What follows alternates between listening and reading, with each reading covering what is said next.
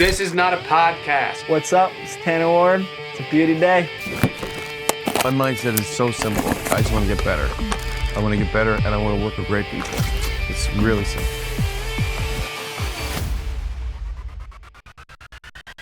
Thanks for coming today. Tanner Ward. What's going on? I'm glad that we could get you in here because, like, kind of a local legend. Yeah, I guess we can say local legend. What a season.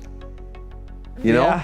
Yeah, what a season, the best way to put it, I guess. What happened this season, right? Because if you look at the results, it looks like I'm not sure what happened. Well, it obviously started off not good, just coming in injured, and then I actually felt pretty good on the bike. It's kind of a little switch around, went out into the 250 because Bogle got hurt. It was just, it felt like just one unfortunate event after another, and the first little bit was, honestly, the first couple rounds were on me. I sucked. Honestly, I rode like crap. It was not good, and then we had that break from the West Coast to East Coast. Yeah, nothing wanted to seem to click for us, and then right after Moncton, the whole thing went down with the old teammate there, and went back up to the 450, and wish I was on the 450 all year long. Kind of, I gelled with it right away, and I went 3 out of the 4 moto podiums, and so I'm excited to ride a 450 to say the least for next year. Was it hard to go from 450 to 250? Not necessarily. Like when I first got on the 250,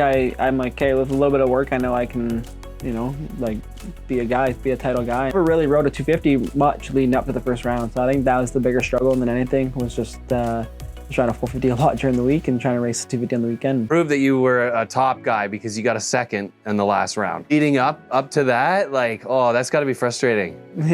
It was honestly the best way to put the year was just, it was a character building year, and like a spot where I didn't know, I was like, man, I don't know if I want to do this anymore. And it was obviously brief. Like, you kind of pick yourself back up that next Monday after, you have a bad weekend, and we flew home that next day, and it was just kind of like a reset day. And I think the next week I got like 4th or something. So it was a good support group around me, and I've grown up with my parents pretty much telling me never give up, and with that attitude, and there was no, giving up wasn't an option. As much as I say I wanted to, it wasn't an option. It was just kind of my mindset that got me through it. Because if there's one guy that wanted to put it on the box for their team, it is you. Definitely nice to go the last 2 rounds there and go back to the 450 and be competitive and feel like myself again, and almost win a Walton. A little motivating and a little refreshing to end the year with those 2, and just kind of remind myself, okay, I'm a badass dirt bike racer. And then Brett Lee steps up to the table. He says, we're gonna get Walton involved, and we're gonna, carry on this Kawasaki, name, right? Yeah, pretty much. It was just it was around this time last year when that was all going down. It's, I think Brett has always had the envision to have a race team, and it was kind of maybe a little faster than he was expecting, but now we have a really good structure of people in place to make this successul. Ironed out some of the kinks, right? Yeah, exactly. Did you teach him some things, or was he in over his head? You know what I mean? No, I hope I taught him some things. I feel like there at the end of the year, I feel with the crew we kind of had, I was, believe it or not, the person who's kind of been around the race inside the mold. I try to always bring the rider's perspective, and he likes to always tell me I'm the team captain, so we try to treat it kind of like a hockey team vibe. I feel like Brett's kind of like a coach or a team mascot, because the motivation that he tries to provide to you guys, he gets up there, he says a speech, I would want to win for him. No, he definitely wants to win, and it's Brett and Mel are just really, really nice people that they've helped me before they even had a team with ride with me, and then Walton just being, I know I say Gophers closest to me, but Walton always feel like it was my home track, just because our family loved going there. Is my brother's favorite track to ride, my favorite track to ride growing up. So it's for me to be riding for them just feels right. And they're like a family, you guys, Walton. It feels like a family. Yeah, definitely. Obviously, like any family, you kind of have your times where you're getting a little annoyed, or especially when things weren't going so well. But I think that with everyone just kind of kept their head down and kept grinding away, and knew, like you said before, we're just gonna iron out the kinks, and I'd say it's like family for sure. So is Quinn like a little brother to you then? Yeah, more like a big brother. He's 18 feet taller than me, but no, it's obviously having Quinn now on the team, and just him and I have gotten along. We've been really good friends since we were 12 years old, right? Racing against each other all the time, and used to go to his house all the time, ride pit bikes and hang out, and it just feels like kind of full circle coming to be teammates. kind of brings a different mindset. Like sometimes I get to just super hyper focused on my end goal that I forget to have fun and forget that I'm here racing dirt bikes and kind of take the fun of it. Where Quinn loves to have fun and he still works really hard. And I think just kind of meshing them two together and hanging out with him and just like the vibe, it's gonna be. I think the vibe this year is gonna be awesome. Brett Lee, Walton Kawasaki in those awesome floral shirts, right? The party summertime. Quinn coming in, and you like it's gonna like. Are we gonna see some partying going on under the tent or what? I hope the only partying we're doing is when we both win the championship at Walton for Walton at Walton. I don't think you could beat a party that the place would be destroyed. Everybody would go nuts. It'd be like the Leafs winning. It would be the Leafs winning downtown, right? Yeah, maybe not as big, but yeah. Jeremy Mackay, love him, hate him. No comment. No comment. Okay. He's a talented racer, and we need him at the races. Tanner Ward, he throws punches on the track, not in the pits, right? What happened there? That's got to be. Put me in all these awkward spots. Hey, that's why we want to do this. First round might have seemed like a disaster, okay? With the dirt, and then we have Chad Goodwin leave the team. So, can you touch base on how that went for you? Or what might have happened?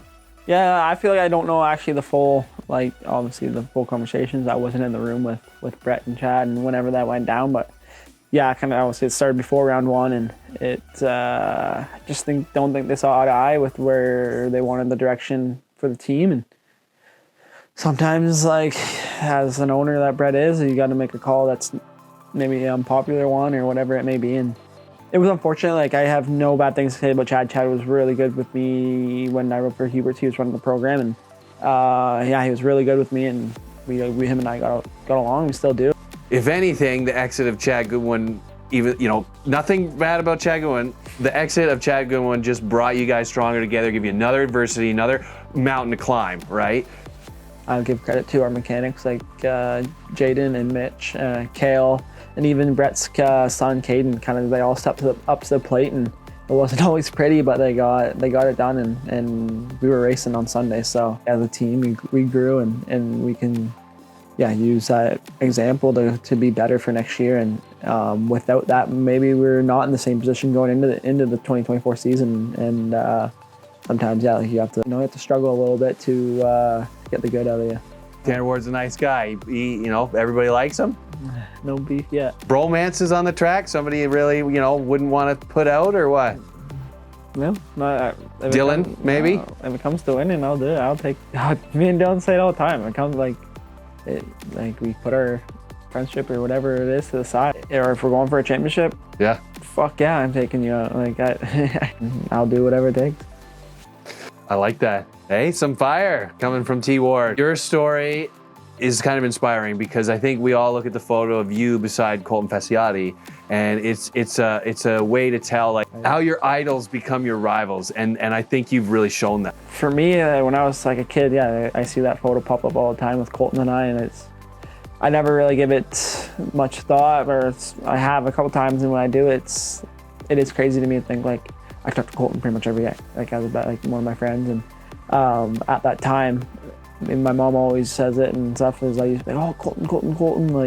I would get super excited. I was going to a camp with them, and it's pretty crazy. That's all I wanted to be from when I was a kid, was a professional racer, and there was no change in my mind, and there was no stopping it. So I can't say I did anything in particular that got me here besides worked hard and just knew that was my goal, and there was nothing that was going to get in my way. A lot of us don't come from much, and I think that's kind of a telltale of where our motivation comes from, why we work hard, and then when we get here, don't take it for granted. Because, right, if I would have told myself when I was 9 years old that I would ride for Kawasaki, I get a mechanic, I get to go testing, all these fancy parts, whatever I need to win is at my disposal. I would have probably laughed. I would have never guessed that would happen. So. Definitely don't want to take it for granted, and it's something you're definitely thankful for. Do you remember the last dickhead that was in Canadian Motocross, the big one? Can you drop some names? No, you can't really. I don't. I can drop some American names. Yeah, I definitely. I remember growing up, you don't see it too much anymore, like especially we're in a weird spot right now in Canada where like not too many Americans are coming up, but I mean, I don't know, maybe a couple, but like not since I've been pro, like ever since I went pro in 2017, I feel like. Do you remember when Vince Freeze came up? Yeah. That was an interesting time. I mean, you still see it though. To this day, he's still not a liked person. Yeah. What about the French Canadians? Can you tell me how much they like motocross? Because they're a little bit of a different breed. I gotta say, like Quebec, like Deschambault probably has the biggest crowd every year, and they're wild. Benoit back 250. He's what do you think? Yeah. McNabb is out, right? Yeah. So McNabb is out. Benoit's back again 250. We have your buddy Quinn coming in now. How's that gonna stack up? Yeah, it's gonna be interesting. Like I just feel like we still don't know everyone who's gonna be lining up in the 250 or 450 class, but McNabb. Does he still wear those silly cowboy hats, or? You're trying to throw people under the bus, eh? Hey. I think it's cool. He's got a cute smile. Like, why wouldn't he wear a cowboy hat? At Walton with the Ride With Me again this year, Yeah. and it was an awesome turnout. We've done 5 years now of Ride With Me, and it goes back to what I was saying before, where like my relationship actually goes further back with Brett and Mel, and yeah, it's something that's obviously close and dear to my heart, and I always want to make it bigger and better, and just figuring out ways to do so. And obviously the motocross community has been unreal since we started this in 2019, and raised over $60,000 in 5 years, and we're looking forward to, obviously we'll be back again at Walton this year and trying to make it more of a cross-country thing with the whole series and incorporate with the series somehow. So I think this year will be the year that we kind of make that finally happen. Tanner Ward coming in 2024. He's happy. He's healthy. Got some good family vibes going on. He's a force to reckon with, or what? Where do you see yourself stacking up? What's going on? Time will tell. I was worried about me, and wherever that is, it is. Okay.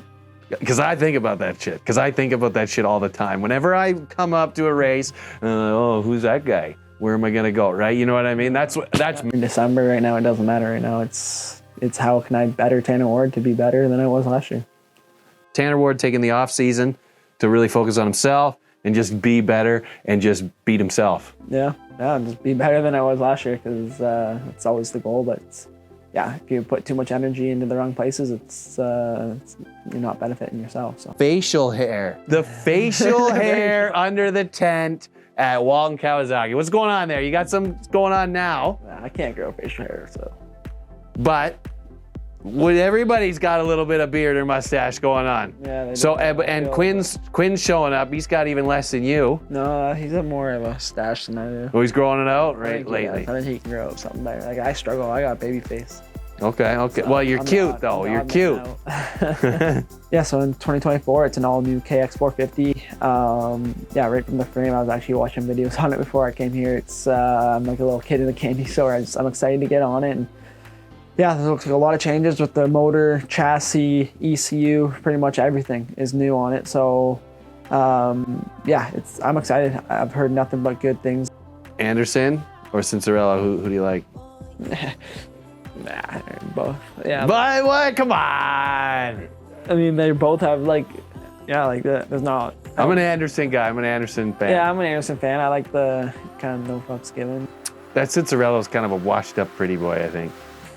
I don't think so. Hey, I don't want to put you in a weird spot. No, I think Cincerello, like, he'd go through injuries, and like for him to still be showing up, and still be fast and like competitive. Yeah, he's not winning, but like he's 1% off Jet Lawrence, so he's ends up being 30 seconds behind him at the end of the race, and he looks like he got smoked. Ward coming out with being the nicest guy here, hey? Like, always No, just the best thing to say. Like, and I totally agree with you now. Yeah, like, I totally feel for you, and you have such an awesome point of view on that. Like, if there's one thing to be said is that I think that Walton Kawasaki has so much heart, right? And it's a family effort. So we're all excited to see that, and we can't wait to see where you guys stack up.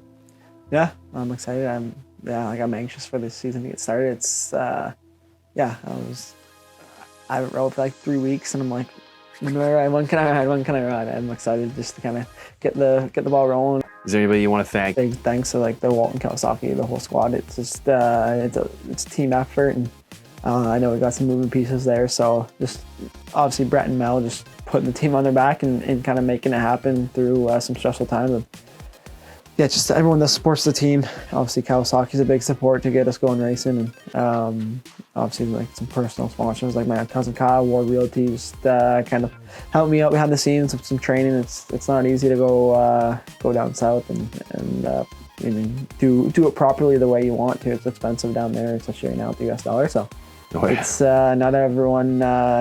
He doesn't need to step up the plate, but he keeps doing it. So big thanks to him as well. And the whole Long Kawasaki team. I can say it a million times, and hopefully say it a million more times on the podium this year. I want to thank you for coming. It was awesome having you here, just shooting the shit. Yeah. And you're such a stand-up guy. It's awesome to hear your perspective on a lot of these things, and I can't thank you enough for coming, bud. Yeah, no worries. I appreciate you having me. It's always fun doing this stuff, especially in the off season. I feel like I get distance a little bit from racing, and just now see everyone's pretty burnt out from the summer. And thank you for coming, bud. No worries. Thank you.